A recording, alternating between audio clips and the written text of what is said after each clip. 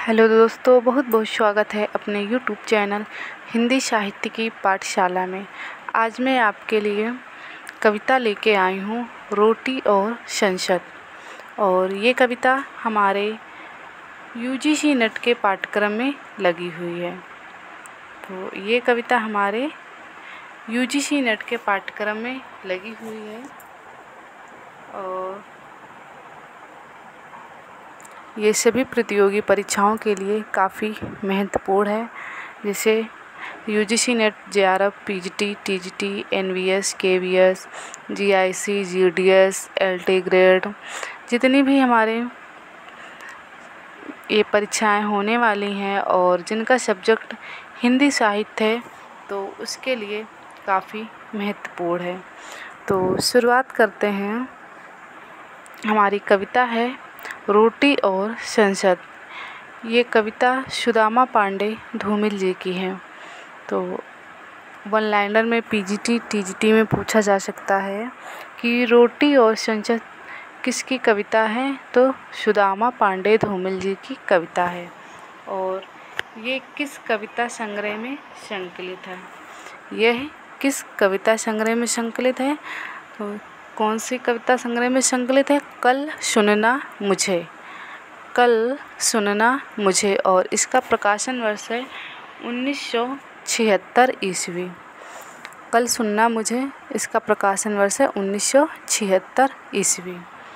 तो रोटी और संसद सुदामा पांडे धूमिल जी की कविता है और किस कविता संग्रह में संकलित है? कल सुनना मुझे।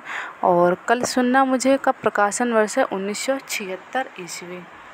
अब पढ़ते हैं हम लोग कविता। एक आदमी रोटी बेलता है। ध्यान से पढ़ना, तभी आपको समझ में आएगा। एक आदमी रोटी बेलता है।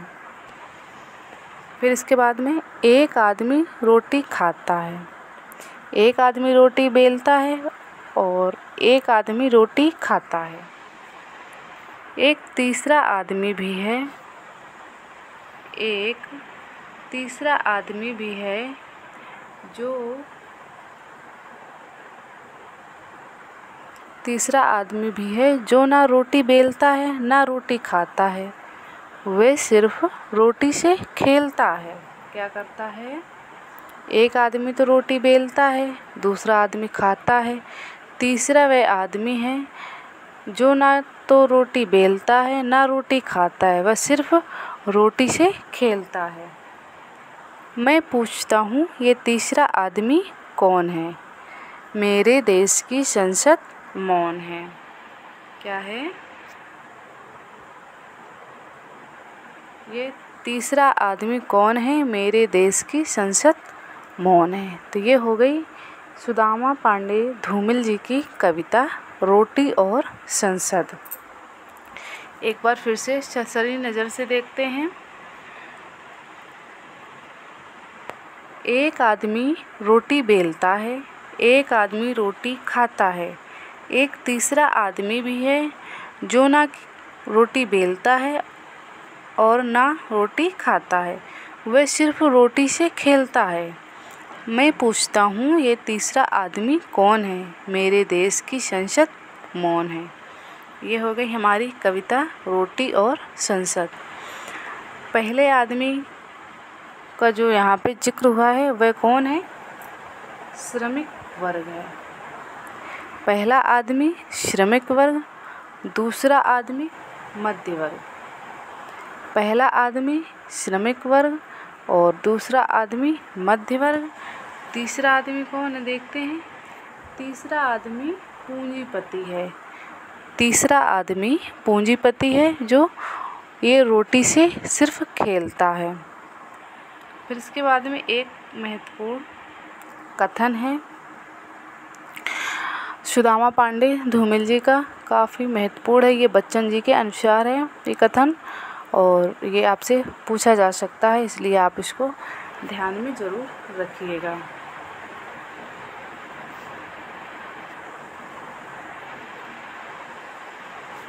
है, देखते हैं। धूमिल ने किस रचना की भूमिका में कहा है कि युवा लेखन के लिए राजनीतिक समझदारी जरूरी है?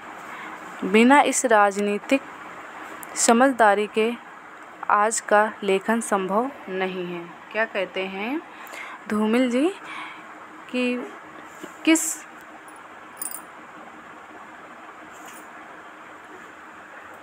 रचना की भूमिका में कहा है कि युवा लेखन के लिए राजनीतिक समझदारी बहुत ज़रूरी है और बिना इस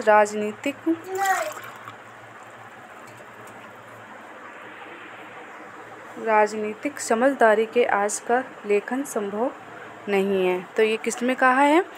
कल सुनना मुझे में कहा है और भाषा की रात नाम से भूमिका लिखी थी। तो आप इसको ध्यान में रखिएगा। फिर है अगला क्वेश्चन, रोटी और संसद कविता में कौन मौन है? रोटी और संसद कविता में कौन मौन है? तो संसद मौन है। फिर अगला क्वेश्चन है कि रोटी और संसद कविता में कितने आदमी का जिक्र हुआ है?